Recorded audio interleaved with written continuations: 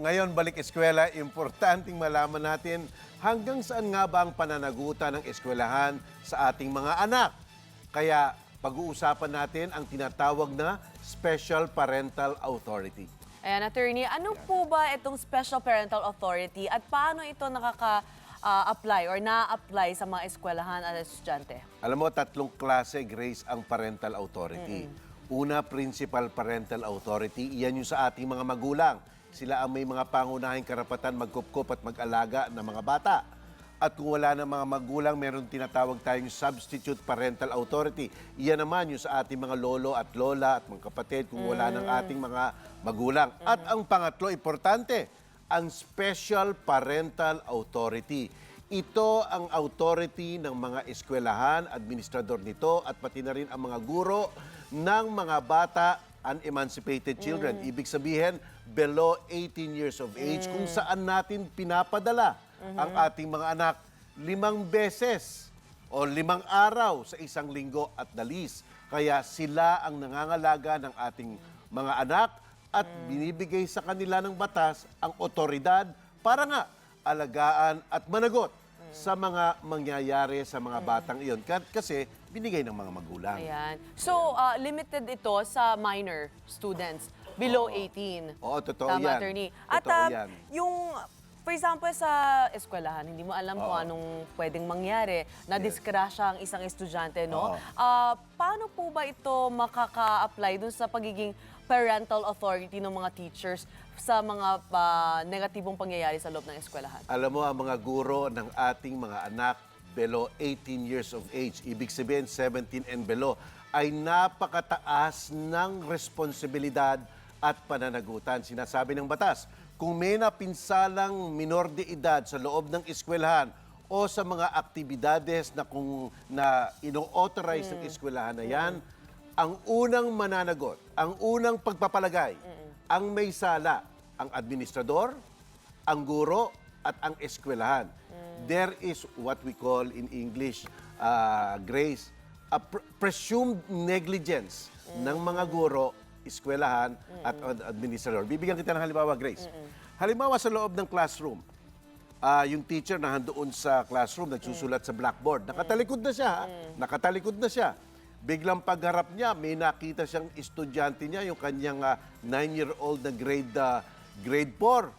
Merong nakatusok na lapis sa mata. Let's say, yun, sinaksak.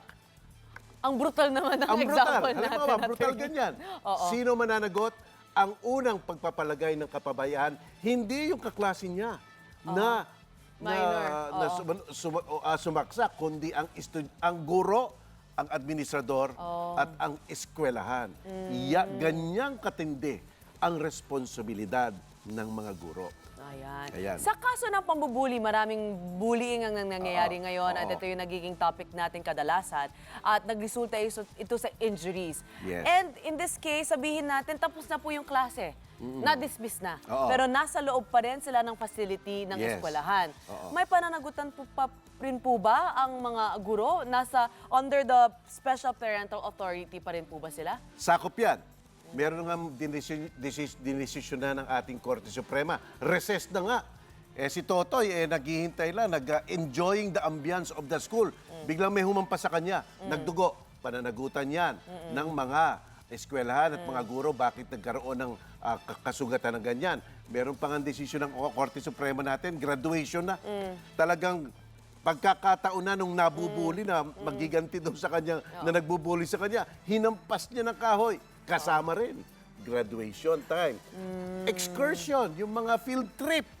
Kasama rin yan. So kahit sa labas ng eskwelahan, nagka-carry over pa rin ang parental authority ng mga guro. Oo, at sabi nga ng batas, para makaligtas ang guro, para makaligtas ang eskwelahan, at para makaligtas rin ang administrador, dapat patunayan nila na ginawa nila ang lahat ng mga pag-carefulness, yung sa mga bata, pagdidisiplin, pag-aalaga, para maiwasan ang sakuna. Bibigyan kita ng example, Grace. Isa pang desisyon ng Korte Suprema, sabi ng teacher doon sa mga bata, huwag kayong lalapit sa excavation na yan kasi baka malunod kayo kasi parang malaki na yung pool. At medyo galit pa siya nung sinabi niya, talagang parang kung makikita mo mukha niya, talagang hindi ka napapasok dun sa excavation. Pero alam mo naman, May merong mga mga bata. malilikot pa rin ng mga bata. Pumasok pa rin. Sabi ng ating Korte Suprema, liable pa rin kayo, mananagot kayo, sapagkat dapat ang ginawa mo dyan, binabakod mo na yung mga bata dahil I see. alam na alam mo ang panganib. Baka may matay, pero kaya hindi sapat ang pag-warn lamang. So may presumed negligence, katulad na sinabi niyo, attorney, kanina. Yes. At so, ang halimbawa ng isang excursion kasi, medyo, ito yung classroom outside the classroom. Tama ka Pero doon. paano po kung tumatawid lang yung bata sa labas ng eskwelahan, wala na siya sa premises ng eskwelahan, Oo. pero nasa labas na. Pero sabihin natin, nasagasaan ng tricycle Oo. at nasaktan yung bata. Responsibilidad pa rin po ba yan ng eskwelahan? Baka wala na yun. Dahil wala na sa poder ng eskwelahan yun. Pero kahit kakalabas lang niya at tumawid ng kasada, O yun, baka, yun, very 50-50 yun. Pero depende na sa circumstances yun. Dapat kasi may nag-aalaga, yung mga security guards, sinasabi, huwag ka munang tatawid, iho kasi ang dahil dumadaan. Depende yun. Pero basta't malayo-layo na, nawawala ng sakop ang eskwelahan. balikan po natin yung field trip dahil alam po natin last year may aksidente rin nangyari at dalawang estudyante ang nasawi sa kanilang field trip. Oo. At itong mga eskwelahan nagpapapirma ng waiver, Waiver, sa oo. mga magulang. Ito po bang waiver na ito ay legal? Oo.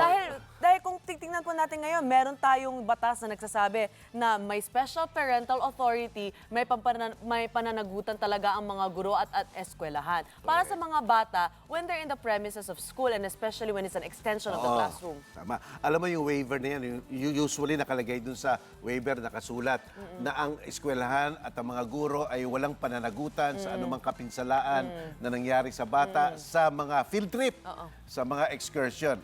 Ang tanong yan ba ay legal? Ang sagot yan, hindi. Hindi legal yan. Sapagkat hindi pwedeng iwasan ng isang paaralan at mga guro ang pananagutan nila bilang may special parental authority. Hindi pa pwede. Hindi pwedeng sabihin nila, sige magtatakbo na kayo dyan. May waiver naman Hindi pwedeng ganun. So, Walang ibig ganon. po sabihin, hindi ito admissible sa court? Sa korte, for example, may waiver talagang pinirmahan yung mga magulang ng Oo. bata. Yung bata pumunta sa field trip at nasaktan, na ospital. And if the parents decide to sue the school, admissible po ba yung waiver? Ipopresenta po ba nila yan as Wala yan. evidence against the parents? Wala yan, walang bisa yan. Sapagkat nga, hindi mo maisa sa walang alang-alang ang tinatakda ng batas na ikaw, guro, paaralan, administrador, ang special parent ng bata. Ikaw ang magulang ng bata nung mga araw o mga oras na yon. Ayan. Mga magulang na nanonood po sa atin ngayon, now you know. Oo, yung karapatan ninyo bilang magulang Tama. at ang karapatan ng mga guro din para sa inyong mga anak. Correct, yes. Be sure to come back. Use 5 everywhere. Copyright 2016.